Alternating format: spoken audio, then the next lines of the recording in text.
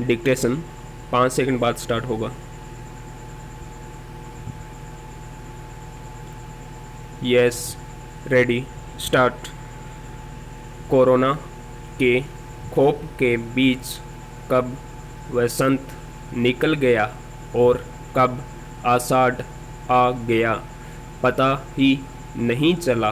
न तो हम वसंत के नव कोपलों और नव पलवों के आकर्षण में बंध पाए और न ही विदा लेते हुए शीतल वायु के मधुरम स्पर्श को ही महसूस कर पाए।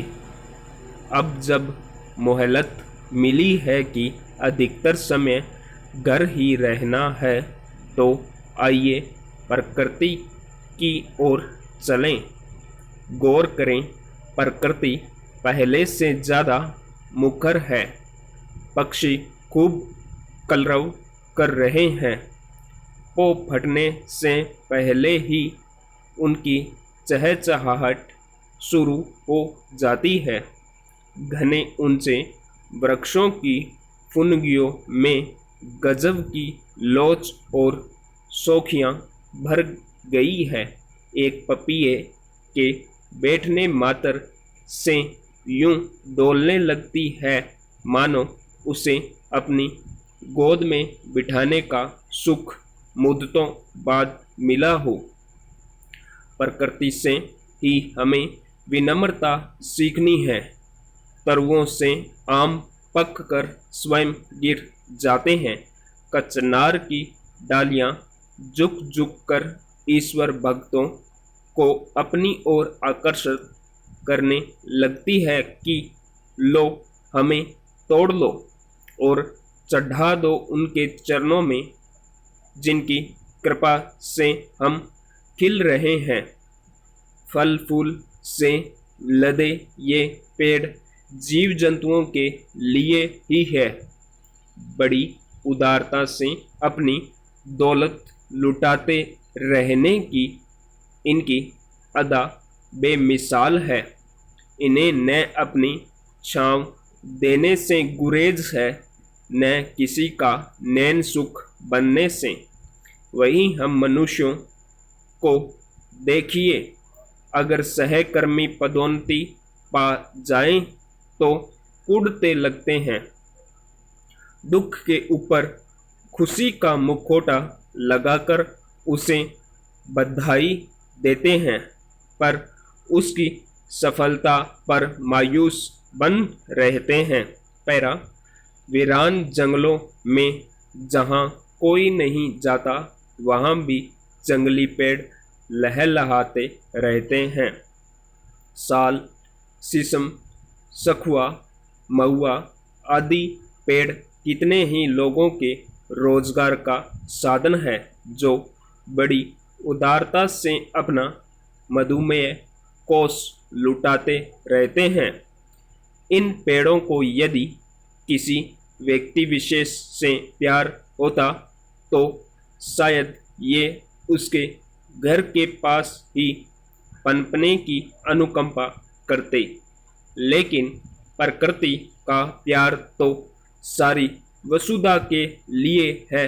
हम मनुष्य यदि कुदरत के रंग रूप और उससे प्रदत्त चीज़ों की महिमा से कुछ सीखना चाहें तो बहुत कुछ सीख सकते हैं। जीवन कब संघर्षरत नहीं रहा। विद्यार्थियों पर पढ़ाई का बोझ, युवावस्था में कमाने की होड़, परिवार की जिम्मेदारियों का वहन या फिर अकेलेपन की त्रासदी, कोई भी पायदान बिना संघर्ष और चिंता के पार नहीं हो सकता। इसलिए जब भी अवसर मिले, अपने आप को प्रकृति की छत्र छाया में सौंप देना चाहिए। जिस ऊर्जा और स्वास्थ्य के लिए हम चिकित्सकों की शरण में जाते हैं, हो सकता है वह आसपास ही सुलभ हो, वह भी निःशुल्क। मोह का बंधन सोख देता हो तो पतझड़ के पत्तों को देख लें और जीवन के अविरल प्रवाह को नदियों के साथ आत्मसात करके देख लें। हमारी किस अवस्था का वर्णन कुदरत के पास नहीं है। तीव्र गति से बढ़ते रहने का गुरु मंत्र सावन की बूंदों में है तो आलस्य का परिचायक शीत के कोहरे में। प्रकृति का मनुष्य होना सुलभ है तो मनुष्य का प्रकृति होना दुर्लभ क्यों है। पैरा पटना विश्वविद्यालय ने सेवानिवृत्त कर्मचारियों को सेवानिवृत्ति लाभ दिए जाने के मामले में निर्दोष के बाद भी हलफनामा दायर नहीं करने पर हाई कोर्ट ने नाराजगी जताई है। कोर्ट ने विश्वविद्यालय को कहा कि वह हर हाल में अगली सुनवाई तक जवाबी हलफनामा दायर करें। न्यायाधीश की एकल पीठ ने मोसमात विश्वेश्वरी देवी की ओर से दायर रिट याचिका पर गुरुवार को सुनवाई करते हुए उक्त निर्देश दिया। इससे पूर्व की सुनवाई में अदालत ने पीयू को हलफनामा दायर करने को कहा था परंतु सुनवाई को दौरान न तो हलफनामा दायर किया गया और न ही विवि की ओर से कोई उपस्थित ही हुआ। इस पर नाराजगी व्यक्त करते हुए अदालत ने साफ तौर पर कहा कि अगली सुनवाई पर यदि हलफनामा दायर नहीं किया जाता है तो अदालत संबंधित पदाधिकारी के विरुद्ध कड़ा आदेश पारित कर देगा। महोदय, निस्संदेह ही आज भी हम भले ही कई मुश्किलों का सामना कर रहे हों फिर भी हम 1991 के उन दिनों जैसी स्थिति में नहीं है। एक राष्ट्र के रूप में हमें काफ़ी भरपाई कर ली है और हम आगे बढ़ने के लिए तैयार हैं।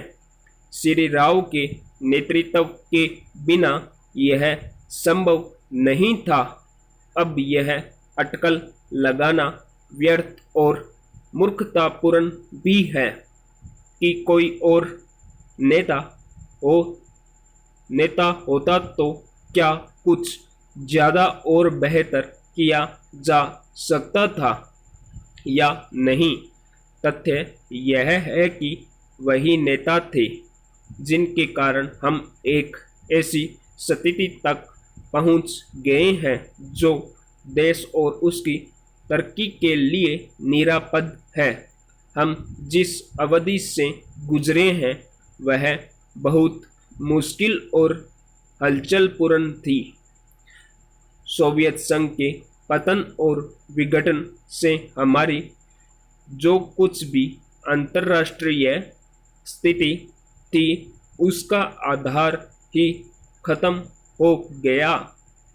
ऐसा लगता है कि हमारे देश में कुछ लोग इस घटना का पूरा मतलब नहीं समझ पाए हैं।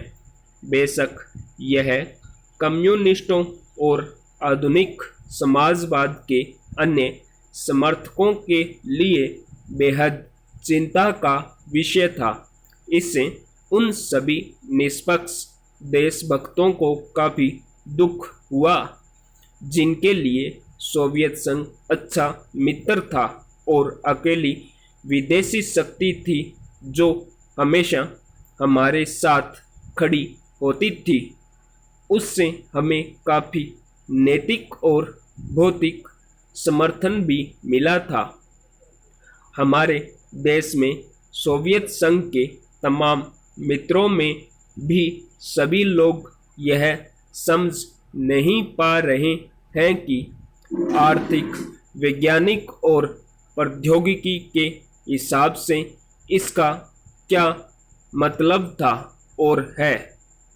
जब हमें सख्त ज़रूरत थी तो कोई ऐसा नहीं था जिसकी ओर हम देखते। घबराने और अपने देश को दिवालिया राष्ट्र घोषित करने से निकालने की व्यवस्था की और साहस के साथ देश को एक नए आर्थिक रास्ते पर अग्रसर किया। स्टॉप।